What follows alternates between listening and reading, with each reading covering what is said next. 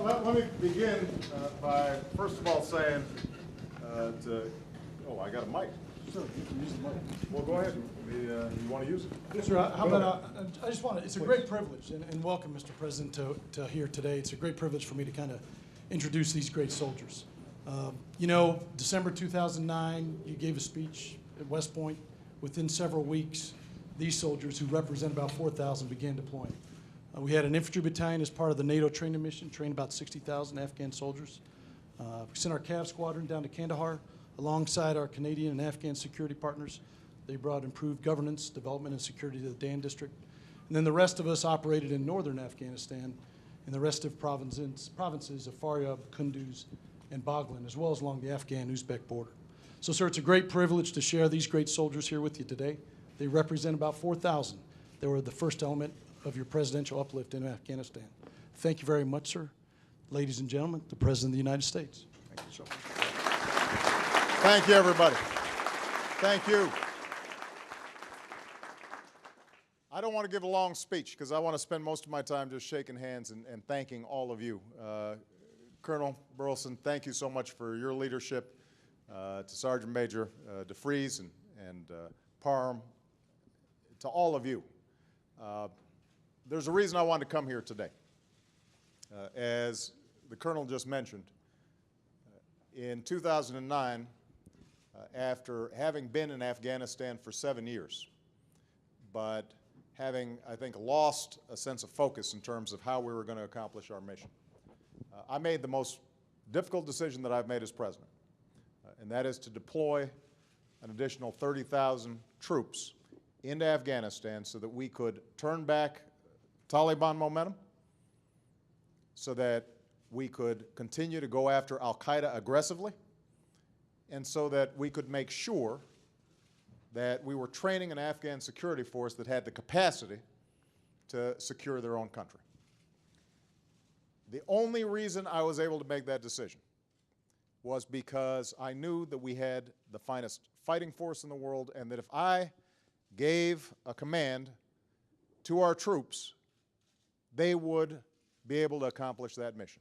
If we were focused and if we were clear in terms of what we were going to try to accomplish, I knew that we could get it done. And the 10th Mountain Division, this storied, this group that has, been there for America day in, day out throughout our history, was the first folks to go in after that order was given. And that's not surprising because you guys were also some of the first folks to go in right after 9/11. Throughout my service, first as a senator and then as a presidential candidate and then as a president, I've always run into you guys. And for some reason, it's always in some rough spots. First time I saw the 10th Mountain Division, you guys were in southern Iraq. When I went back to visit Afghanistan, you guys were the first ones there. I had the great honor of seeing some of you because a comrade of yours, Jared Monte, was the first person who I was able to award the Medal of Honor to, who actually came back and wasn't receiving it posthumously. And so you guys have always been there in the toughest fights. And the fact that you are continuing, even as we speak, that many of your comrades are there right now under some very tough circumstances is testimony to your dedication and your patriotism. Now, last night I gave a speech in which I said that we have turned a corner where we can begin to bring back some of our troops. We're not doing it precipitously. We're going to do it in a steady way to make sure that the gains that all of you helped to bring about are going to be sustained. But because of your outstanding work, what we've been able to do is train an additional 100,000 Afghan soldiers so that they can start carrying on the fight.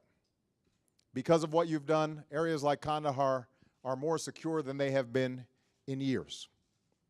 Because of you, we're now taking the fight to the Taliban instead of the Taliban bringing the fight to us. And because of you, there are signs that the Taliban may be interested in figuring out a political settlement, which ultimately is going to be critical for consolidating that country. It's also because of you that we had the platform to be able to go after bin Laden and al-Qaeda, and we have decimated their ranks. Al-Qaeda leadership, half of them have been killed, and most of them are now on the run, and they can't operate as effectively as they could. And so, as I look around this room, I suspect that some of you joined the military after 9/11 because you had seen fellow Americans suffer at the hands of bin Laden.